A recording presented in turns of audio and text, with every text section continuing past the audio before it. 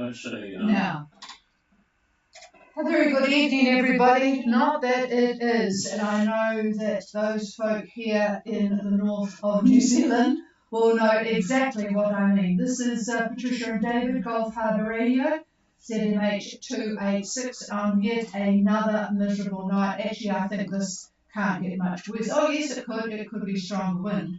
It is pouring with rain at Gulf Harbour. But 19 degrees outside. Trying to find something decent to say about the weather here. 1020.4. We've had about 9 millimetres, but it's very heavy now. 10 knots of north-northeast. It's actually quite strong out there. I just had a look at a boat, Not Safety, which is a Canadian registered catamaran coming from Rarotonga, not too far away now, but they are in 25 knots of northeast winds out there approaching the coast. It has just been miserable, very blustery this morning, not raining, so I was able to go and visit and meet the crew on Sweetwaters and have a play with their radio. It is just miserable. Boy, for one of the few times that I will say this season, I am pleased I'm here in terra firma in a nice warm house. And I will admit I have just put the heater on here just to dry the air out. It is just miserable. All right, tonight we have the topic of the 500 millibar, as David would say, hectopascal, some of you might say. But anyway, if you're older than 70, then I think 500 millibar will be acceptable. He likes to at least know that you understand why he looks at that. So I'm going to pass the microphone to him. We'll cover that. Won't take too long, and I know you might need some matchsticks handy to keep your eyes open, but it is an important topic and it is quite useful. So here he is. All right, good evening, and here we go with my favorite subject, 500 millibar. Yeah, this HPA business, I mean, it's exactly the same thing. No difference between the measurements, just some people call it one thing, other people call it the other. The metric-minded people. Well, the metric-minded people, but I'll tell you what, millibar has been around a long time.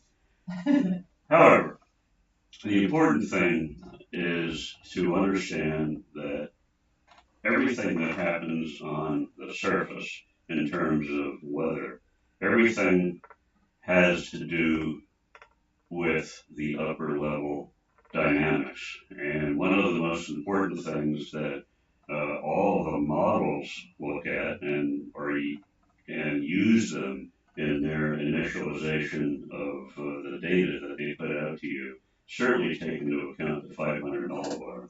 So why should you bother with this? I get that question quite often because people would say, well, if the models are taking into account the 500 millibar, why should I even bother to look at it? Well, it's sort of a check, if you will.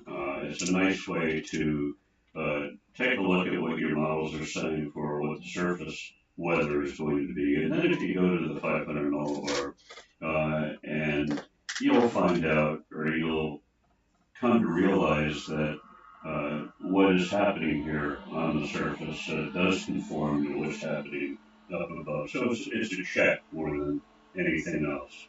And the other complaint that I get regarding that is, where do I find this? Well, there are so many sites that are up there, out there, if you will, that will enable you to do this. So what I'm going to do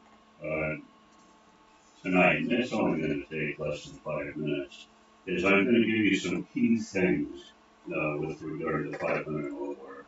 And it's not necessary that you understand why these key things do what they do. It's just take note that they are accurate, and they've been used for decades to help determine what surface weather is going to be. Now, I'm going to have Patricia give you a website that you can go to. Now, there's lots of them, and this is going to be a long one, so I'm going to, first off, give the actual site to the boss here, she's going to read it off. And if you're on streaming, you'll be able to come back to it later and get it done properly if you don't catch it at the beginning. But anyhow, here's the boss. And then when she's done, then I'm going to give you maybe about 6 or 7 things to keep in mind about 500 millibar, which may be of help to you. So here's the chief for the site itself. Boy, this is a long one, and I hope you can write it down. Just get back to us on GH Radio at extra.co.nz if you need it. Okay, here we go. All lowercase, unless I say so.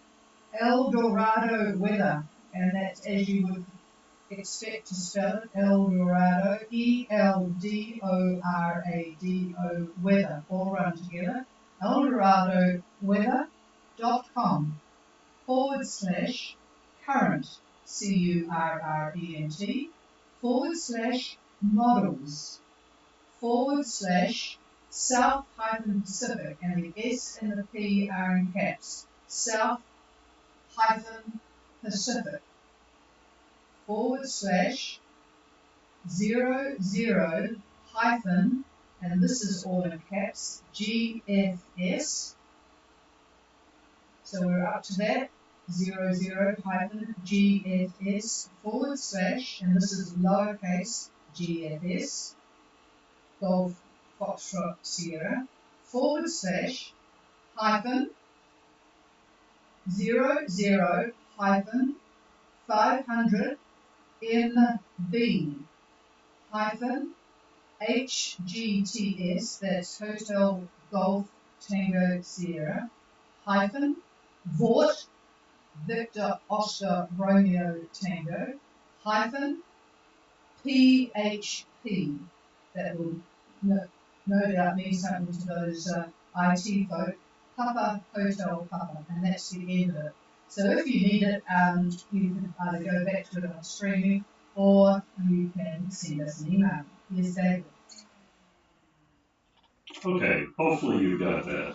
And those of you that, again, are interested, if you go to that site and take a look, now what you'll discover is that it's going to give you what the ISO heights look like, the 500 millibar charts, if you will, look like for not only current, but they go out to the future as well. So they're giving you a prognosis as well as an analysis. So now, what do they look like? What does an upper level trough look like? What does an upper level ridge look like?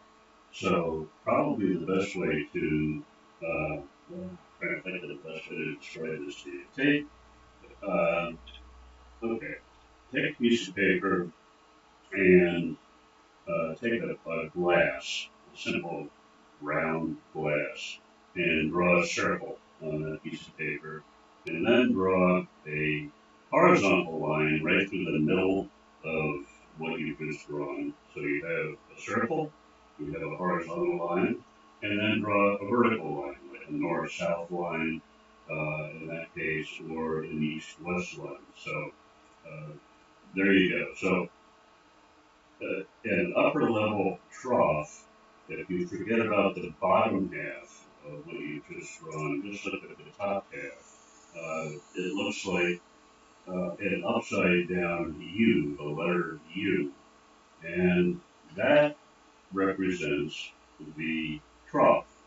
And then on the other half, the bottom half, where it looks like a U, that is an upper level ridge.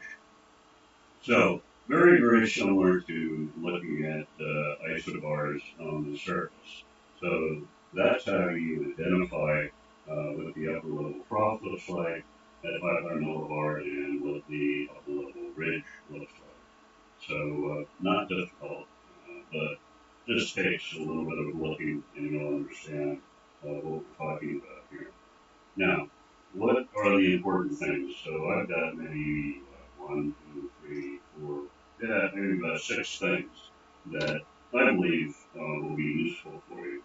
So, number one is recognize that the areas that are east of the axis of the 500 millibar trough, east of that axis, that's that vertical line that we talked about, that area on the surface is going to spawn surface depressions, and it's going to also accentuate existing troughs or fronts that happen to be there as well. In general, bringing inclement weather, in fact, even in the absence of any data to the contrary. So you could be looking at this upper level chart, if you will, and you'll see this trough, you'll look at the axis, and you look to the right of it, and say to yourself, well, there's going to be some activity down on the surface here. But you look at your surface chart, and it may not show anything at all. You would say, well, you know, what's the net surface talking about here? Well, the fact of the matter is, there probably is going to be activity on the surface, but they just haven't picked it up. On the other hand, they may show a low, a depression that's under there, which will conform to what I just said. Okay, that's the first one. The second one is if this 500 millibar trough, this upside down U, if you will, moves directly over an existing surface low, then that surface low is probably going to start to fill. So in other words, if you're wondering, God, how long is this bloody low going to last, then this will give you an idea that it's winding down. It won't be long now before you get into better weather. So again, that's if the upper level trough is directly over the surface low.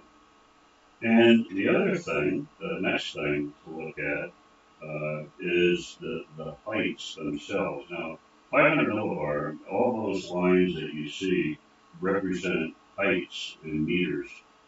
So, as an example, the 5640, that particular contour, that represents how high the 500 millibar level is at that area. And that 5640 also is going to tell you the approximate track that that depression is going to take. So you could look at the site that Patricia had read off to you. You could look to the future, say 96 hours, 120 hours, 240 hours, or 10 days, that type of thing. If you look at the 5640 contour, it will show you where it's going, where that surface low is going to go. So that's useful. Now, the other thing is these charts also show the winds at the 500 millibar level. So if the winds happen to be uniform around the trough axis, the trough is probably going to remain in place, and the surface low that happens to be under it is going to deepen just a little bit more before it starts to fill. So that's a little bit of interesting news for you. Now, also, if you're looking at this upper level trough, if it happens to be leaning to the west, that's called a positive tilt. So if it's leaning to the west, that is going to encourage any surface low that's underneath it to actually deepen. So that low is going to get worse. So in the absence of any other information, if you see this positive tilt, this left-leaning axis, well, we're not done. The low that we see is going to get a little bit worse. And conversely, the negative tilt means that it's leaning the other way. It's leaning to the east. And that usually means that the surface low is going to wind down and starts to fill. Now, another interesting thing, we're almost done here, if the winds that you're seeing, and again, the winds are represented by arrows, which you're, I'm sure, accustomed to seeing. So if the winds are stronger on the west side of the axis than they are on the east side of the axis. The surface low, or the trough, whatever happens to be the activity on the surface, that's going to develop with more intensity. In other words, it's going to get worse. So that gives you sort of a heads up as to what's going on. Now, the last one, and this one is really quite important. Uh, a gentle upper level trough. In other words, one that's not very acute in its shape.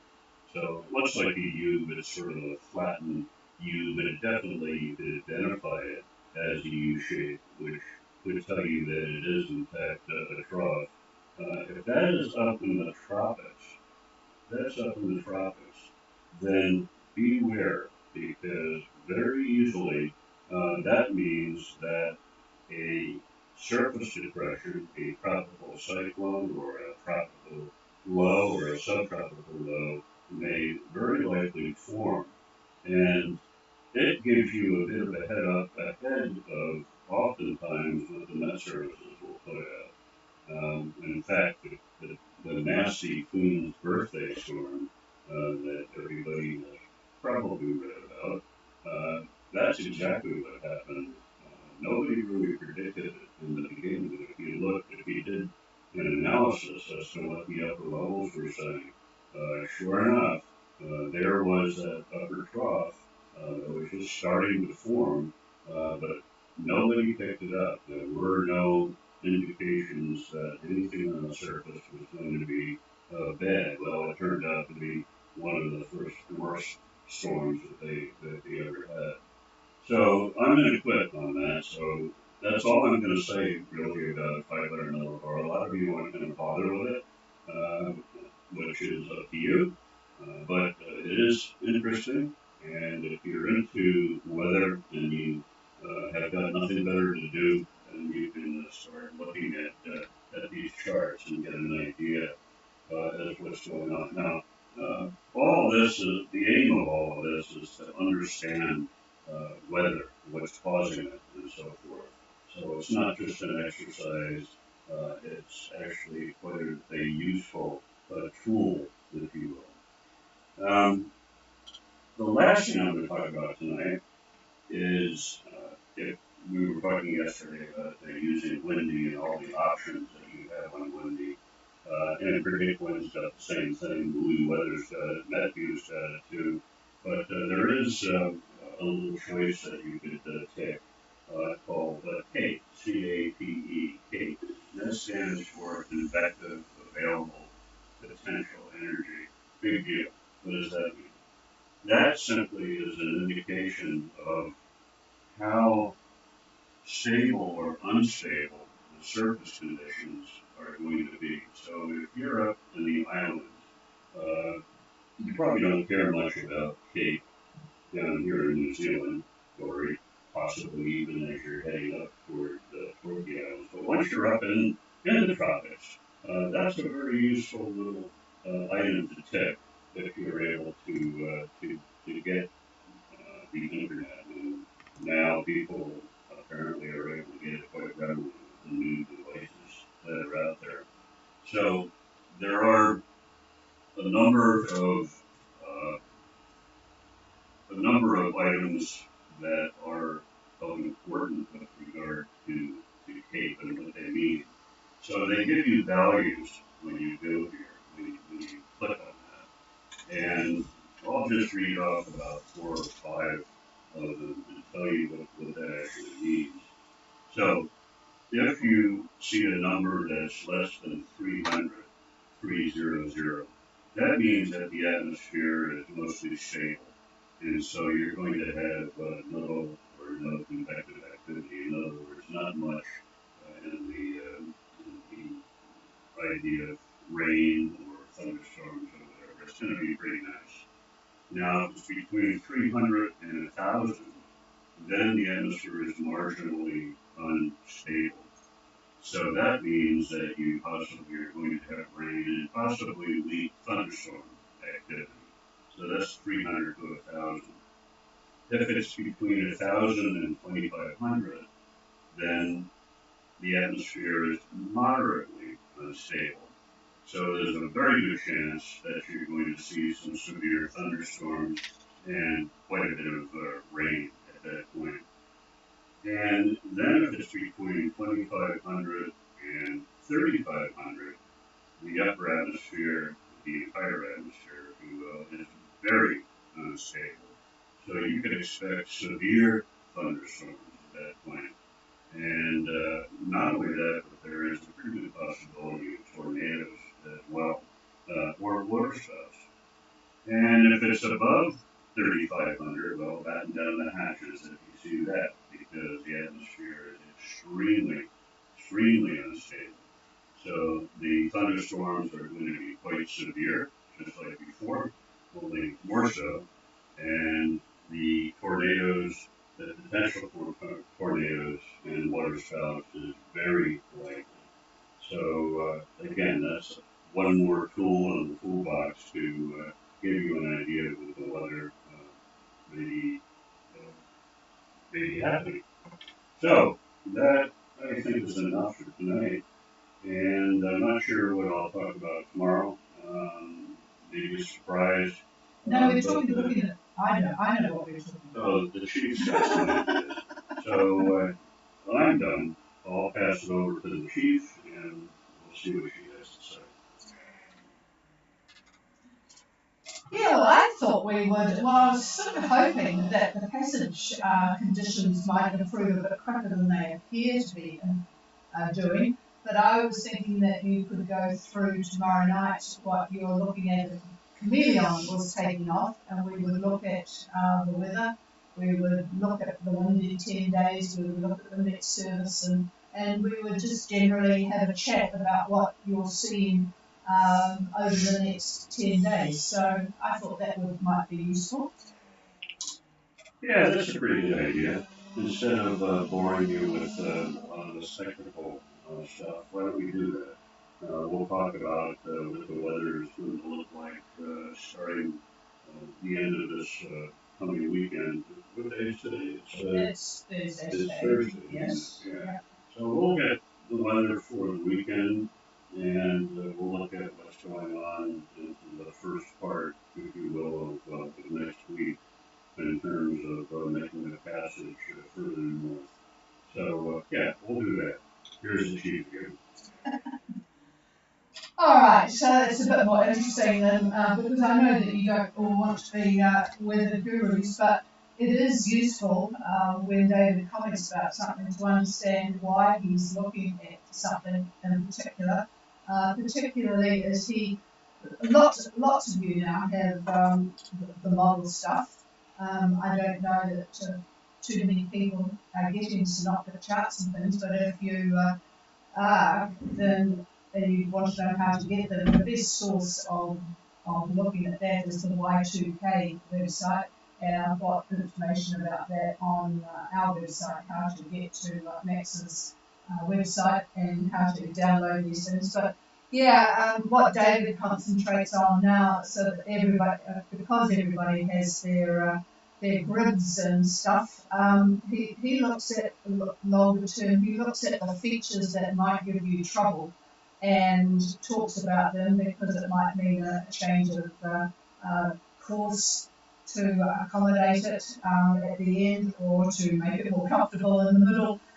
So those are the sorts of things he does. When we start taking check-ins, we will not give you weather boat by boat unless you ask for it, because so many of you have made your own mind up and it will just be wasting time. But if you are checking in with us and you do want some confirmation or just to check something out or whatever, then just say so at the time of check-in. After the check-ins, he will in fact do an overview of the passage from the last boat to the first boat, going north or northwest or east, whatever it happens to be, and he will probably comment on whether in the islands once people start to get there. So that's what will happen over the course, if you ever get going in this. I'm going to throw it over to you guys. If there anybody wanting to do a radio check or make a comment, please come now.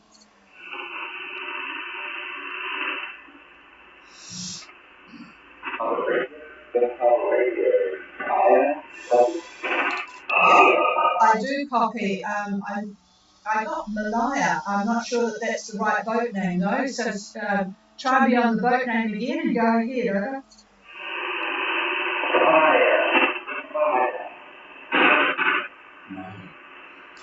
Okay, and whereabouts are you? Maya, I think it is. So try again. Over. Alpha, India, Alpha, Okay, I've got it now. Liar. Lima Alpha India Alpha Liar. And I guess there's quite a few people up there enjoying the rain. So what's your destination going to be? I have got good copy on you. Over. New Caledonia. Oh, roger that, New Caledonia. Yes, I've been watching with interest those boats that took off a few days ago to New Cal. They've passed one major frontal system, although a couple of them are still stuck in it by the look of it. Yep, so you'll be looking for a bit more comfortable passage than the ones that have taken off already. Alrighty, that sounds good. And you're how many on board? Over. Three COD. Roger that. And what sort of boat is Liar? Over. 37-foot tall. Okay, we have Liar 37-foot monohull heading to Newcastle. Yeah, it'd be interesting to see which direction you can get going. We our last few trips were to New Caledonia, and it was always interesting to see whether we actually got to look at Norfolk on the way past or whether we didn't. It's an interesting trip. When you get to Newcastle and spend your 3 months there, are you going to Australia after that, or what's the plan? Over? Undecided at this time. Oh, what a very good, you get top marks for being a good cruiser, not knowing quite what you're going to do at the end of the season. All right, well, nice to talk to you, and before you go, please give me your name. Over. Okay, Daniel, we'll be keeping an eye on the New Caledonia trip as well. That one, we just love New Caledonia. Hopefully, if you haven't been there before, you've got the rocket guide, which means that your trip will be really focused on the things that you're interested in. It's a fantastic guide. Next week looks quite good. Oh, David has just said that next week looks potentially pretty good. So that's good. We'll be talking about that in more detail tomorrow. Okay, we're clear with Liar. Is there anybody else?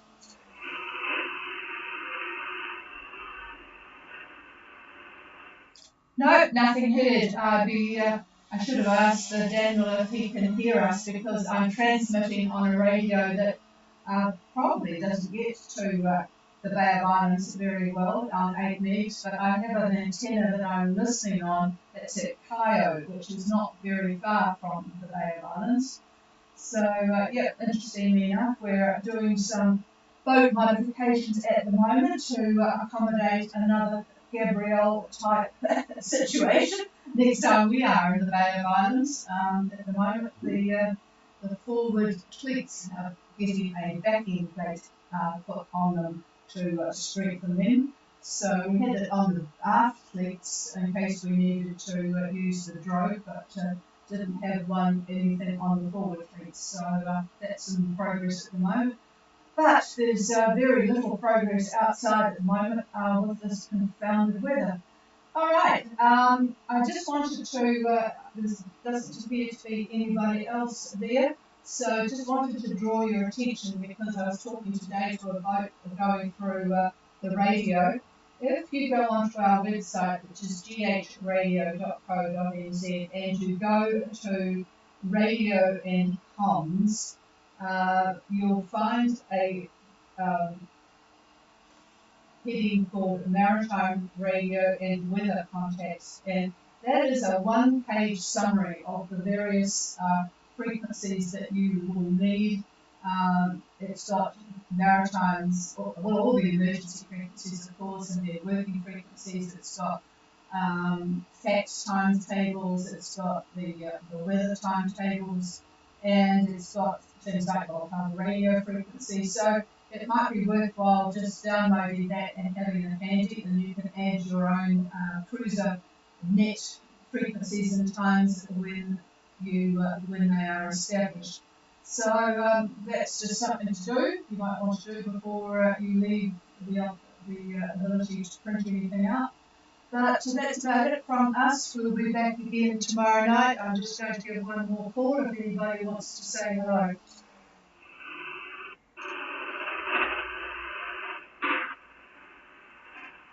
No, nothing heard, and you can always make a comment on streaming too if that's what you are using and you're listening live as it is now. You can always, of course, do it afterwards.